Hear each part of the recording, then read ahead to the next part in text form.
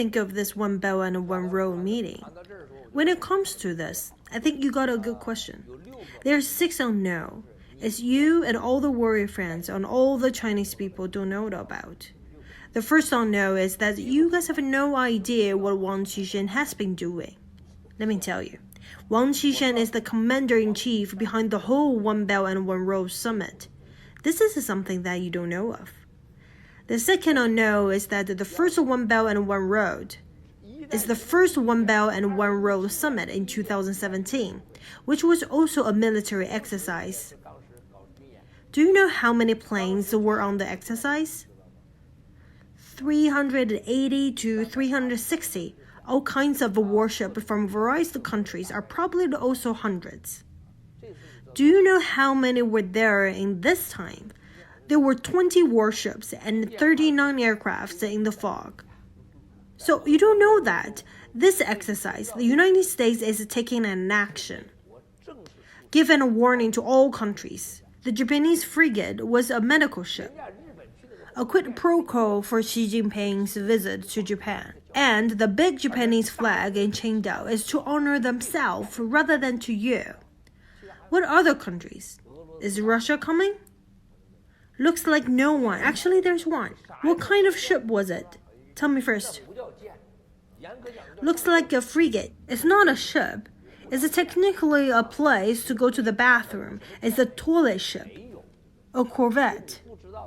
Have you seen any ships? No. So what you don't know is the whole exercise and this One Belt and One Road. The United States officially step in. Nobody knows. Third unknown. All foreign ministries have a list of results after first One Belt and One Road meeting. You may not have seen this.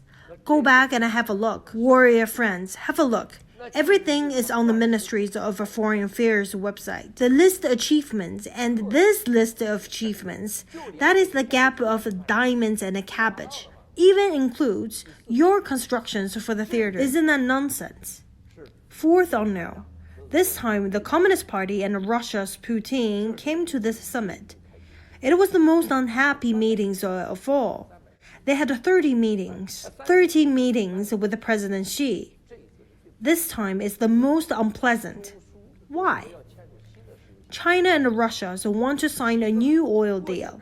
It failed. In the past, the brothers were good and everything was good. Now the core issues comes up. Hundreds of billions of dollars worth of oil contracts remain unsigned. Contracts signed in the past cannot be honored. This Chinese Communist parties cannot afford that either. Very unhappy. 80-something. 88. From 88 to 90. You don't know that. It's a big change. If you look at the Putin's attitudes towards meeting Kim Jong-un, that's very clear. He gives the sword as a gift to Russia. But that is unlucky in Russia. So he has to give $1. I bought it from you.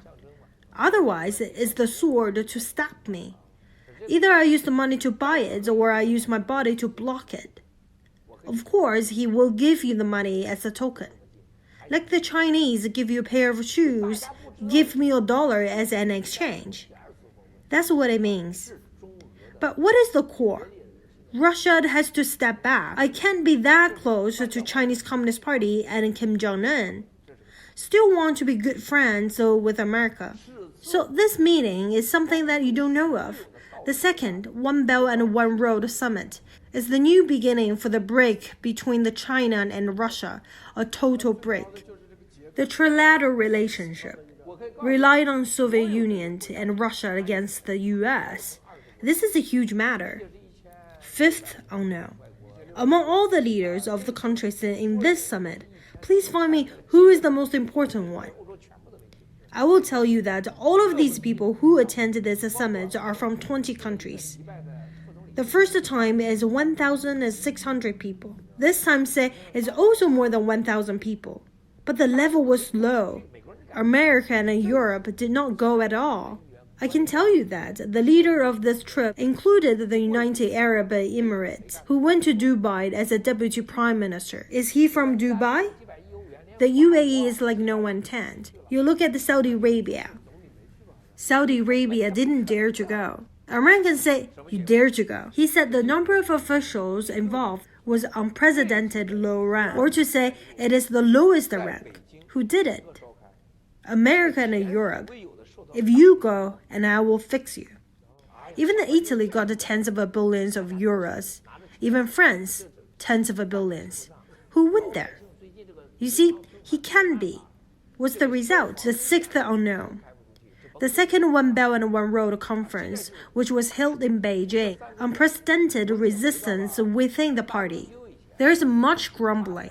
As we all know, take the money. We can't even put the food on the table. And people have a difficulty to deposit the money in the bank recently. The fireman's salary is tied up, not to mention the police. And now, just took 3 months, went back to the time before the WTO agreement, from 1983 to 2001, when it was called the toll roads. You remember back then, railing charges, which became the official's channel charges. Especially at the time, it has a city management fines, traffic fines, a lot of it. Now, the policy is back again. Many fines and it's a lot of money. The members of a party is very angry. Under these circumstances, you made One Belt and One Road so ostentatious. Heard that many senior cadres signed the letters, including these senior cadres complained on the letter, spent tens of millions of dollars just for 2 hours in conference room to make carpets. Tens of millions of dollars in a new international conference hall just for a big room, just for 2 hours meeting, and spent tens of millions of dollars on a carpet. The senior cadre said, these common people, how can they accept? Will not accept it. So the whole speech that follows said, don't challenge America. You don't know about the second and One Belt and One Road summit was stop and against within the party. Support Rule of Law Foundation is a way of helping yourself in the future. 支持法治基金就是支持中国人民的未来。